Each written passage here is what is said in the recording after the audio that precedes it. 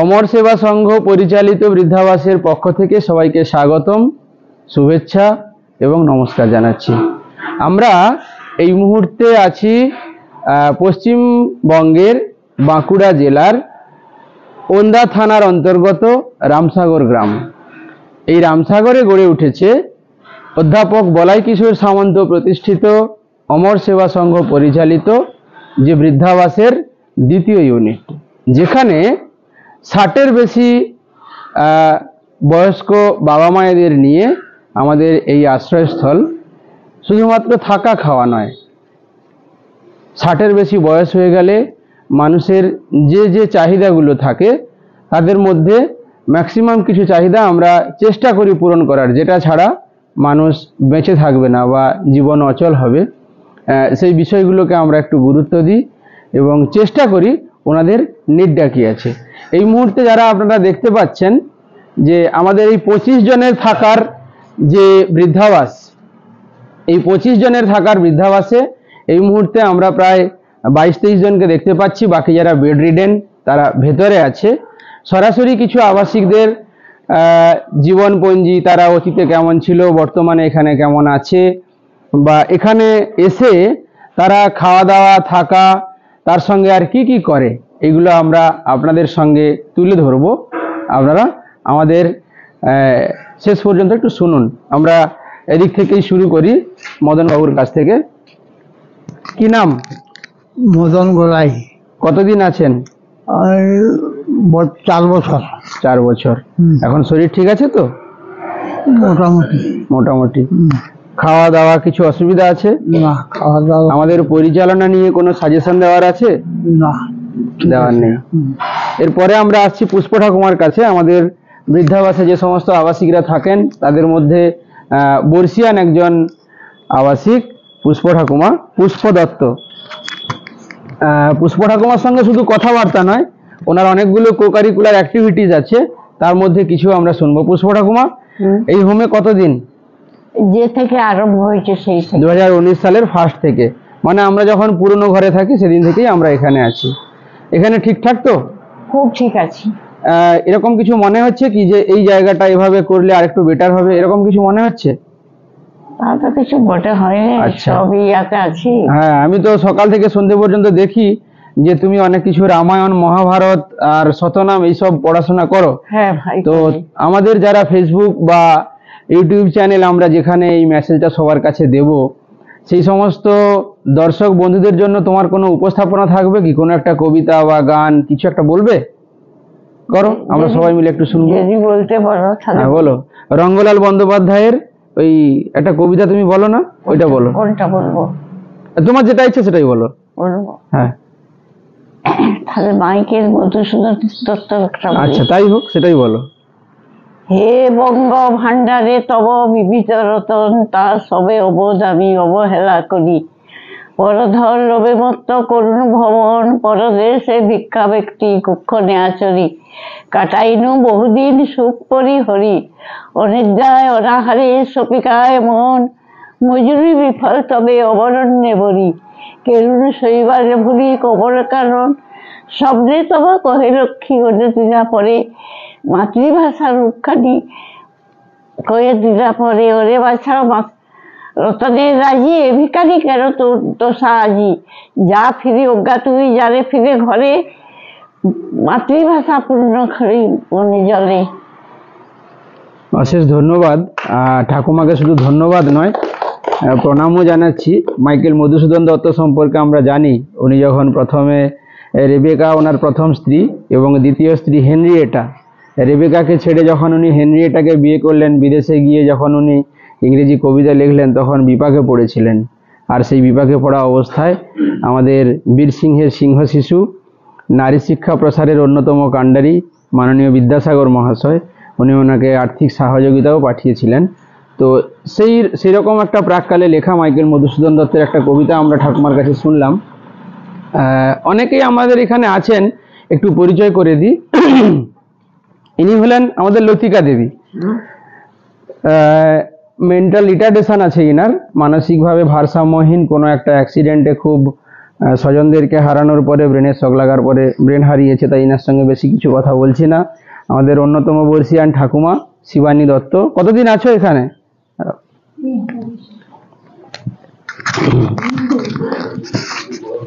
কতদিন আছো?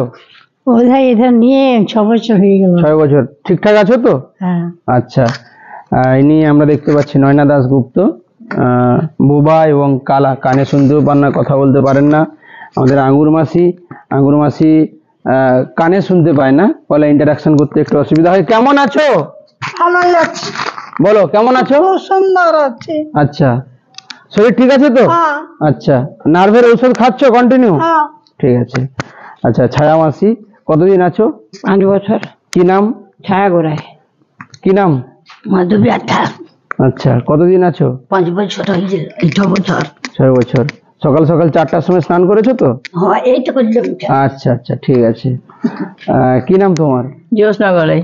কতদিন আছো? 8 থেকে 9 মাস। 8 থেকে 9 মাস। ঠিকঠাক আছো? হ্যাঁ, খুব ভালো আছি, খুব সুন্দর আছি। কিছু সাজেশন? সাজেশন আরো হলে পরে আরো ভালো হবে। আরো হলে মানে কি হলো? আরো কিছু উন্নতি চাই আমরা। আচ্ছা, সেটা চাই। উন্নতির কথা বলতে গেলে একটা কথা সবার সঙ্গে শেয়ার করি। আমরা এই মুহূর্তে যে বাড়িটাতে আছি এটা আমাদের ভাড়া বাড়ি, ফলে যদি আরো একটু গার্ডেনিং করতে চাই বা দেওয়ালে একটা পিরেক ঠুকতে গেলেও আমাদেরকে নিজেদেরকে একটু ভাবতে হয় যে আমরা এটা করব, এটা আমাদের বাড়ির মালিকের পারমিশন দরকার। তার থেকেও বড় কথা হচ্ছে ভাড়া বাড়িতে যে ভাড়াটা আমরা দিই, এই ভাড়াটা দিয়ে আমাদের দীর্ঘদিন ধরে কন্টিনিউ করা সম্ভব। জানি না সুদূর বা অদূর ভবিষ্যতে কতদিন আমরা এটাকে টানতে পারবো। তো সবার সহযোগিতা আমরা কামনা করছি, যাতে করে আমরা নিজেদের একটা আশ্রয়, মাথা গোঁজার ঠাঁই আমরা করতে পারি। তার জন্য আমরা চেষ্টা চালাচ্ছি। তবে এই চেষ্টাতে যদি আপামর জনসাধারণের একটু সাড়া পাই, তাদের এক্সটেন্ডিং হ্যান্ডস যদি আমাদের কাছে আসে, তাহলে সুবিধা হবে। বলো বেলা মাসি। আমি 1 বছর 3 মাস আছি। এমনি ঠিক আছে তো? হ্যাঁ, ঠিক আচ্ছা, আছে। কোথা থেকে এসেছো? গোড়াবাড়ির থেকে। গোড়াবাড়ি, মুকুটমণিপুর থেকে। মাসি, কি নাম? চাঁপা আহিরি। কতদিন আছো? এই 4 বছর হবে। 4 বছর। প্রতিমা ঠাকুমা বলো, কিছু বলবে? কি বলবো? প্রতিমা ঠাকুমাকে হাঁটতে দেখে খুব ভালো লাগছে। একটা সময় এসে আমরাও খুব অন্যরকম ভেবেছিলাম যে প্রতিমা ঠাকুমা কি সময়টা শেষ করে ফেললো, আমাদেরকে ছেড়ে চলে যাবে নাকি, এরকম একটা পরিস্থিতিতে। যাই হোক, সবার শুভেচ্ছা, উপরওয়ালার আশীর্বাদ এবং কৃপায় ঠাকুমা আবার কিন্তু একা একা হাঁটতে শিখেছে, এটা আমাদের কাছে আনন্দের। তুমি কিছু বলবে? না, আমি আর কি বলবো, ভালো বলবে না? আছি। হ্যাঁ। আচ্ছা, তুমি বলো, তোমার নাম কি? মায়ারানী ওটা মুখ ঘোরাতে হবে না, এমনি কথা বললেই হবে। মায়ারানী কর্মকার। আস্তে আস্তে বলো, কতদিন আছো এখানে? এইখানে 2.5 বছর। 2.5 বছর। এমনি ঠিক আছে তো এখন? হ্যাঁ, এমনি ভালো আছি, খুব ভালোই আমি আছি। বাস। গণেশ কাকু কিছু বলো। আমি এই বৃদ্ধাশ্রমে আজ 6 বছর হলো এসেছি এখানে। আমি থাকতাম বর্ধমান ডিস্ট্রিক্টে, ওখান থেকে বাঁকুড়ায় আমি চলে আসি। প্রপার বাঁকুড়ায় বাজারে ছিলাম। ওখান থেকে আমাকে এক সহৃদয় ব্যক্তি হচ্ছে রাধা মাধব দাস, ও আমাকে এই বৃদ্ধাশ্রমে যা হোক করে যোগাযোগ করে আমাকে দিয়ে গেছে, এবং তখন থেকে যে আমি যে আছি অতি সুন্দর আছি। আমি বাইরের যে ছিলাম তার থেকে এখানে অনেক ভালো আছি, এবং এখনো পর্যন্ত মোটামুটি খুব সুন্দর, অসুবিধা কিছু হয়নি। সব কিছু স্যাররা দেখাশোনা করেন। অল্প কিছু শরীর খারাপ হলেও স্যাররা আমাদের সেগুলো দেন। আচ্ছা, কিছু সাজেশন মনে হচ্ছে যে এটা এরকম হলে আর একটু বেটার হতো, এরকম কিছু সাজেশন বা তোমাদের কোনো চিন্তাধারা? যে আমরা তো হোমটা কন্টিনিউ চালাচ্ছি, অধ্যাপক বলাই কিশোর সামন্তর পরিচালনায় চলছে, তো সেক্ষেত্রে এরকম কি কিছু মনে হচ্ছে যে এটা করলে এটা ভালো হবে? এরকম কোনো গঠনমূলক চিন্তা ভাবনা কিছু মাথায় থাকলে শেয়ার করো। এটা স্যার আমাদের এটা নিজস্ব একটা ঘর বাড়ির মতন হলে পরে স্যারদের যদি অনুপ্রেরণা, এই একটু নিজেদের থাকার ঠাঁইটা যদি একদম নিজস্ব হয়ে যায় স্যারদের কাছে, সেইটুকুই আমাদের অনুরোধ। আচ্ছা, আর নতুন কিছু বলবে? না। গণেশ কাকু খুবই সক্রিয় একজন আবাসিক, তো বাজারে গণেশ কাকুকে এই হোমের ম্যানেজার হিসেবে সবাই চিনে। আমি গেলে আবার আমাকেও চিনে না, হ্যাঁ বলে ওই ম্যানেজার বাবু কি আছে? তো ভালো, কাজের মধ্যে বেঁচে থাকলে তার মধ্যে বাঁচার একটা স্পৃহা, ইচ্ছা, আনন্দ সবটাই বাড়ে। একটা কথায় আছে যে মানুষ তার দুঃখ শেয়ার করলে কমে, আনন্দ শেয়ার করলে বাড়ে। তো আনন্দ আর দুঃখের মাঝে যে অন্তর, এই অন্তরটাকে কমাতে পারে একমাত্র সঠিক পরিচালনা এবং সঠিক কর্ম। যদি আমরা সঠিকভাবে কর্মটা কন্টিনিউ করি তাহলে কিন্তু আমাদের এই অন্তরটা আমরা বুঝতে পারবো না, কষ্টের মধ্যে থেকেও অনাবিল আনন্দকে আমরা খুঁজে নিতে পারবো। এরপরে আসছি আমরা জবর মণ্ডল বাবুর কাছে, যাকে দেখছি। কি নাম কাকু, তুমি নিজে থেকে একবার বলো। আমার নাম হচ্ছে জবর মন্ডল। জবর মণ্ডল, তুমি কতদিন আছো এই হোমে? আমার এই তো চলে 3 বছর হয়ে গেল। 3 বছর হয়ে গেল। 3 বছর। জবর কাকা হচ্ছে 2022 সালের 1 জানুয়ারি জবর কাকার এখানে আগমন। আচ্ছা, তোমার প্রিভিয়াস ট্র্যাজেডি মানে তুমি যে আগে যেখানে ছিলে সেখান সম্পর্কে কিছু বলা সম্ভব হবে কি? হবে বাবা, বলো, আমরা একটু শুনতে চাই। আমার যে কষ্ট গেছে, আমার সঙ্গে কুকুরে খাইছে, কুকুরের সঙ্গে আমিও খাইছি। অর্থাৎ তোমাকে কেউ খাবার দিলে তোমার থালায় তুমি যেহেতু চোখে দেখতে পাচ্ছ না, সেই থালাতে কাক কুকুর যে সুযোগ পেত খাবারটা সবাই ভাগ করেই খেত। কিন্তু একটা বিষয় খুবই ভাবনার, যে আমরা কুকুরে কামড়ালে ভ্যাকসিন নিই, বেড়ালের এঁঠো খেলে আমাদের ভ্যাকসিন নিতে হয়।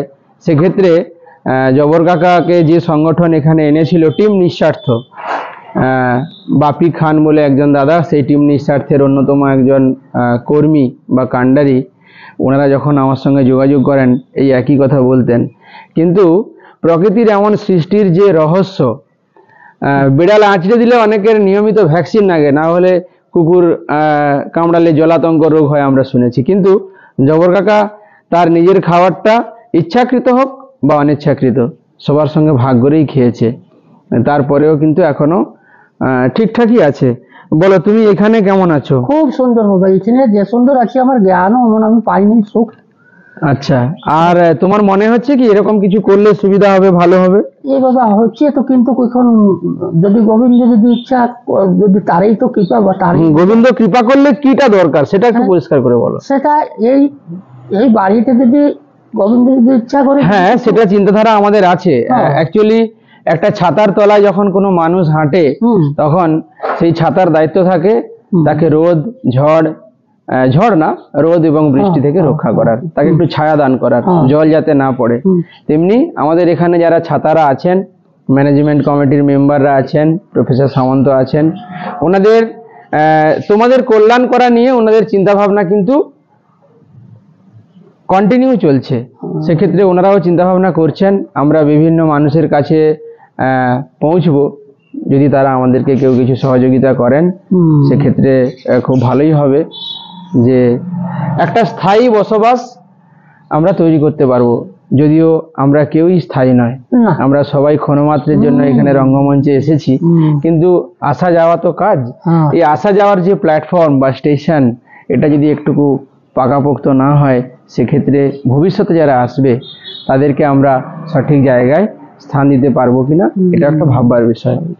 আমাদের পরবর্তী আরেকজনের কাছে যাচ্ছি, একটু হয়তো আমাদের কথাবার্তাটা হাস্যকর হতে পারে। তোমার নাম কি? মালতী। মালতী। আচ্ছা, তোমরা একটু বেরিয়ে এসো, ক্যামেরায় দেখা যাচ্ছে না, এদিকে এসো। যাকে আমরা এখন দেখছি ইনি সম্পূর্ণ মানসিক ভারসাম্যহীন।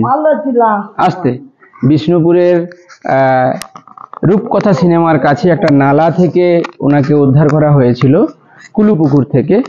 তো মালিমাসি এখন কেমন আছো? ভালো আছি। তোমার কথা কিন্তু আমরা খুব এনজয় করি, মানে তুমি যে কথাটা বলো সেটা হচ্ছে তুমি একটু তোতলা আছো, এই যে কথা বলছো এটা আমাদের আনন্দ হয়, আমরা একটা খুশি হই। হ্যাঁ, তো এমনি খাওয়া দাওয়া ঠিক আছে তো? দোক্তাটা খাচ্ছ তো? আচ্ছা, এখানে তো মাংস এখন বন্ধ, মাংস হচ্ছে। আচ্ছা, এমনি কথাই বলছো, মানে সুযোগ পেলেই খাও। আচ্ছা আচ্ছা, ভেরি গুড ভেরি গুড, ওকে, ঠিক আছে। এরপরে আমরা প্রায় সবার পরিচয় টুকিটাকি শুনলাম, হয়তো এই ভিডিওটা দেখার পরে অনেকের মনে কোশ্চেন জাগতে পারে যে সারাদিনে আমরা করিটা কি। আমরা এই বৃদ্ধাবাসে যারা আছি শুধু কি আমরা খাওয়া দাওয়া করি? শুধু কি আমাদের খাওয়া দাওয়া, এই চা খাওয়া, এই মুড়ি খাওয়া, ঘুমোতে যাওয়া এসবই হয়, নাকি আর কিছু হয়?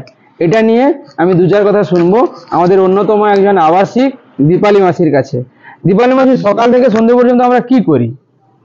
আমাদের এই আবাসিক যারা আছি, অর্থাৎ তোমরা যারা আছো, কি করো তোমরা?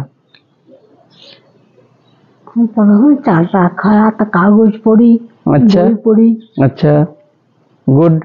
আর খেলাধুলা, লুডো খেলা, তাস খেলা আচ্ছা, সব আছে। লুডো খেলা, তাস খেলা, কেউ আবার একটু মর্নিং ওয়াকে হাঁটতে যায়, কেউ বিকেলে হাঁটতে যায়। সপ্তাহে 3 দিন করে যোগা, ব্যায়াম ইত্যাদি এইগুলো আছে।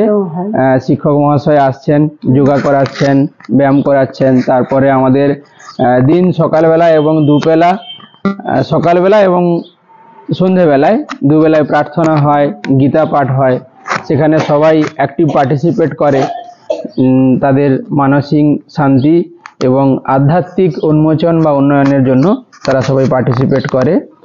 তো অ্যাকচুয়ালি এটা এনগেজমেন্ট।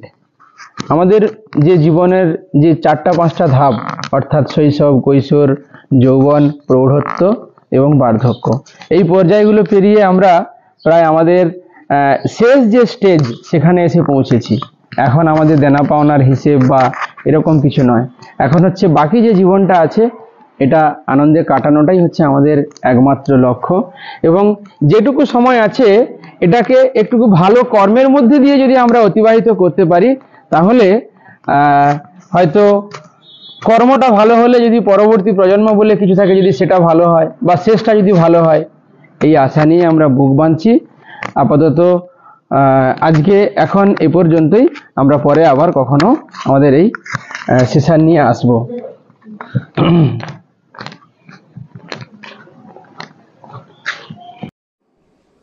নমস্কার। যদি আপনারা আমাদেরকে সহযোগিতা করতে চান আর আমাদের এই কর্মপ্রয়াস যদি আপনাদের ভালো লাগে, বিস্তারিত জানতে বা আমাদেরকে সহযোগিতা করতে যে ফোন নাম্বারটি দেওয়া আছে, আপনারা এই ফোন নাম্বারে হোয়াটসঅ্যাপ করতে পারেন বা দিনের বেলায় কল করবেন।